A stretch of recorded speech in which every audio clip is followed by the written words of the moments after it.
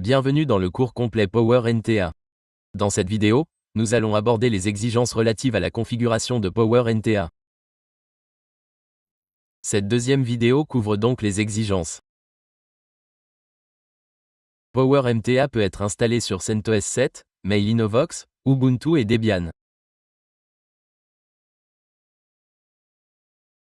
Vous pouvez facilement l'installer sur ces 4 systèmes d'exploitation. La configuration requise en matière de RAM et d'autres spécifications nécessite un minimum de 4 Go. Vous pouvez également utiliser 8 Go et il doit avoir au moins 2 cœurs de processeur. Pour ce cours, je vais utiliser Ubuntu.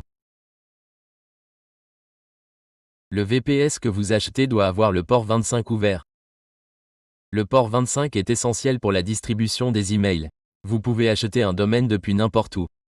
J'ai fourni des détails sur GoDaddy et Nip ici. Tout d'abord, j'ai inclus un lien vers les fournisseurs de VPS ouverts sur le port 25 ici. Vous ne devez acheter un VPS qu'auprès de ces fournisseurs, car si vous achetez ailleurs, le port 25 sera bloqué. Presque tous les autres fournisseurs de VPS verrouillent le port 25. Vous ne devez acheter un VPS qu'auprès des sites que je recommande ici.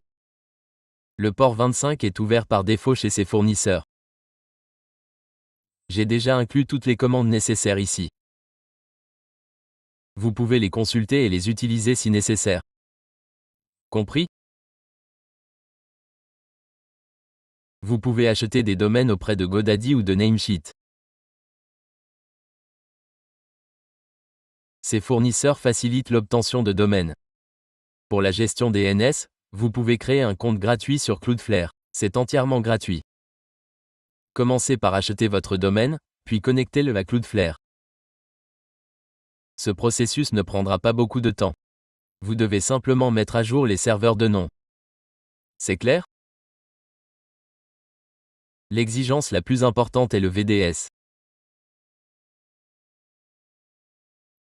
Dans cet article, vous trouverez une liste complète des fournisseurs de VPS ouverts au port 25. Vous devez acheter un VPS auprès de ces fournisseurs, car le port 25 est bloqué partout ailleurs. Compris? Tout d'abord, laissez-moi vous montrer l'hébergement ISPI. Vous devez visiter ce lien. Je vais également vous montrer Cabo et ODH et comment acheter un VPS auprès de ces fournisseurs. Très bien, laissez-moi commencer par l'hébergement ISPI. Vous trouverez ici les options DTS. Cliquez sur Tarification BTS.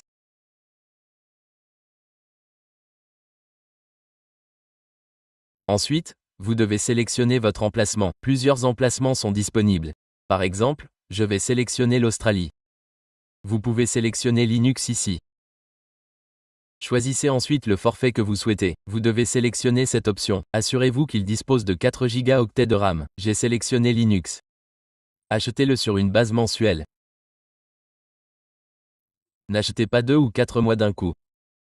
Optez pour une facturation mensuelle. Pour les adresses informatiques, vous pouvez en sélectionner une ou vous en avez besoin de 5 par exemple. Vous pouvez saisir 5 ici ou ajuster le nombre selon vos besoins. Ajoutez ensuite au panier et passez à la caisse pour finaliser votre achat. Après l'achat, vous recevrez les détails de votre VPS par email.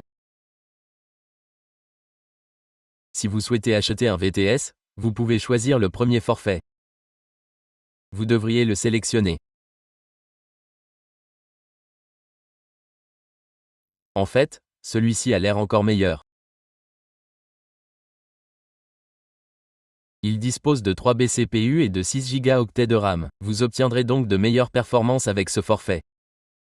Si vous avez le budget, vous devriez choisir celui-ci. Laissez-moi continuer avec cette option. La différence de prix n'est pas significative, mais vous obtenez de meilleurs cœurs de RAM et de processeur. Choisissez la construction mensuelle ici. Sélectionnez l'emplacement de l'Union européenne. Si vous sélectionnez un autre emplacement, vous devrez payer des frais supplémentaires. Faites défiler vers le bas et sélectionnez Ubuntu 20.04. Continuez à faire défiler et sous option IP, sélectionnez une adresse IP supplémentaire. Vous pouvez soit générer un mot de passe automatiquement, soit saisir le vôtre. Cliquez ensuite sur Suivant. Les options de paiement s'afficheront et c'est tout ce que vous avez à faire. Pour OVH, si vous souhaitez acheter, cliquez sur Bare Metal. Allez dans VPS, puis sélectionnez VPS. Vous trouverez ici différents types de forfaits. Vous pouvez choisir le troisième forfait avec 8 cœurs ou celui-ci. Cliquez sur Configurer pour le forfait choisi.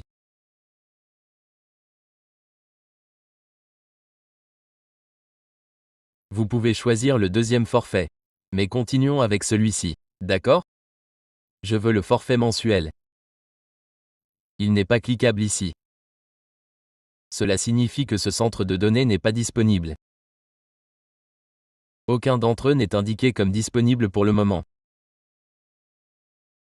Leur stock est peut-être plein à ce moment-là. Lors de votre visite, sélectionnez simplement un centre de données disponible. Compris? Sélectionnez ensuite Ubuntu ici. Après cela, le bouton Continuer apparaîtra. Pour l'instant, il indique rupture de stock. Alors, que dois-je faire? Je retourne dans VPS. Laissez-moi revenir ici. Je vais essayer d'acheter le deuxième forfait. Vérifions si ce centre de données est disponible. Celui-ci n'est pas disponible non plus pour le moment. Mais ce que vous devez faire, c'est renseigner ces informations. Puis continuez simplement.